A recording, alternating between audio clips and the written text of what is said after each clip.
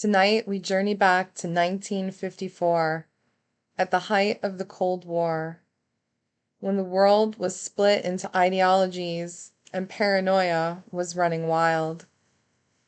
Inside the CIA's Technical Services staff, a chemist named Sidney Gottlieb was quietly piecing together a program that would one day become synonymous with nightmares whispered behind locked doors. MK Ultra. Gottlieb believed the mind was a vault, and LSD, this strange, shimmering compound drifting out of Swiss laboratories, might be the key that could blow its hinges apart. He wasn't searching for enlightenment. He was searching for the formula to unmake a mind and rebuild it. The most bizarre, theatrical, and morally inverted branch of MK Ultra was Operation Midnight Climax.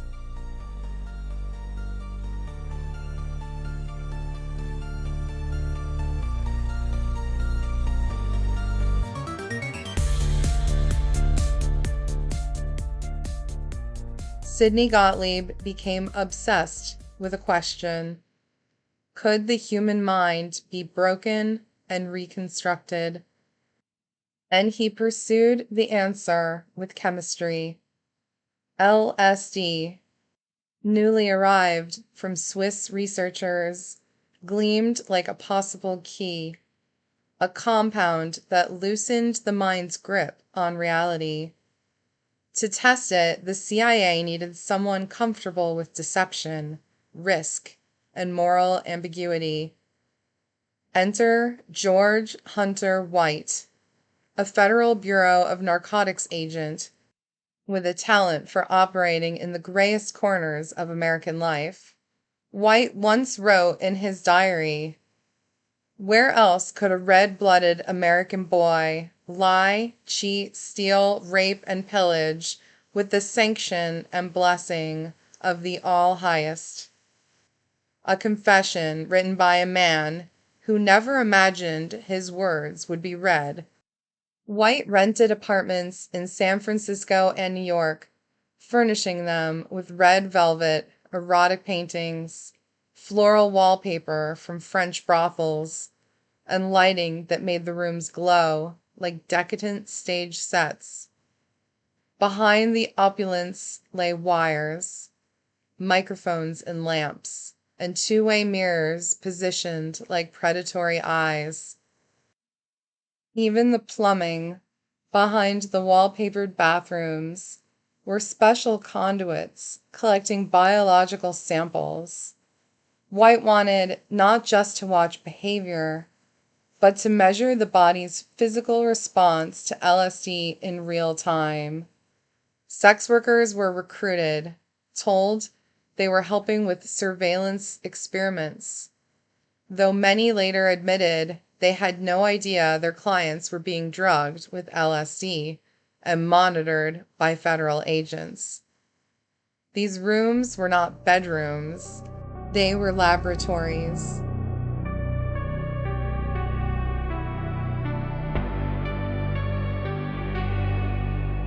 Picture a man entering the safe house, led by a woman of the night.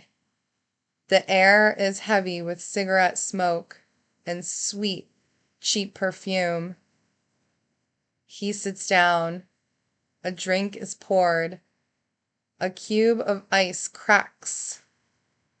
The man does not know the LSD is already dissolving in his glass. Within minutes, his pupils widen and his breath shortens. He's startled by visions behind his own eyelids, patterns like fractured stained glass windows. He reaches for something that isn't there and laughs at a joke he can't hear. Whispers to ghosts. Behind the mirror, White watches, martini in hand, scribbling notes and adjusting equipment, observing the mind in free fall, as if it were a stage performance crafted for his mere amusement. This scene didn't happen once, but hundreds of times. It happened in America, funded by the taxpayers.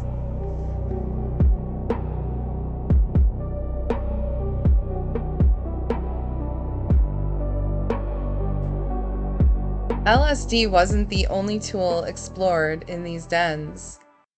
Documents reveal amphetamines used as truth serums, hypnosis combined with psychedelics, strobe lights and sensory overload, sexual role-play scenarios, and psychological suggestion during peak intoxication.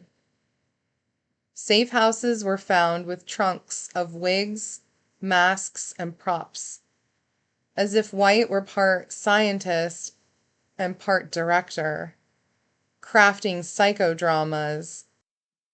The San Francisco houses weren't enough.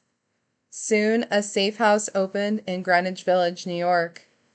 And in Lexington, Kentucky, prisoners at a narcotics hospital were dosed with LSD in exchange for time off sentences, or in some cases, heroin. In San Francisco, extreme doses were sometimes used, far beyond what any ethical researcher would have even considered. Some subjects ran naked through the streets. The official CIA terminology for these incidents was chillingly referred to as losses of operational control. The people who were chosen for the safe houses were addicts, homeless men, drifters, and people with no close family ties. CIA memos referred to them as least likely to lodge complaints.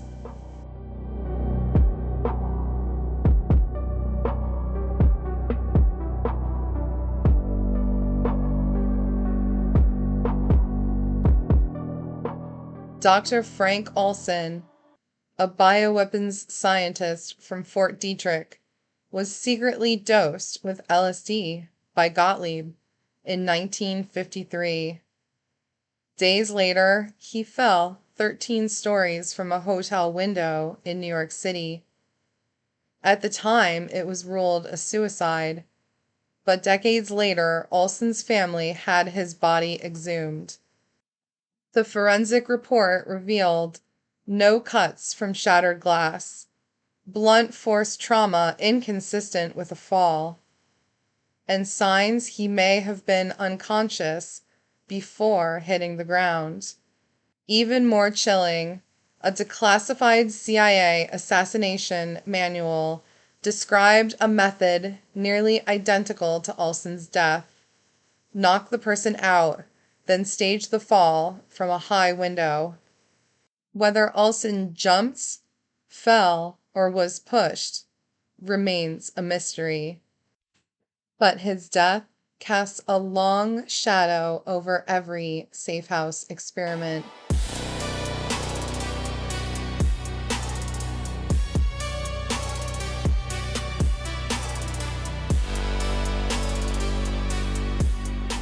When MKUltra became public scrutiny in the 1970s, CIA Director Richard Helms ordered a near-total destruction of documents, safe house files, payment logs, experiment notes, operational memoranda, equipment lists.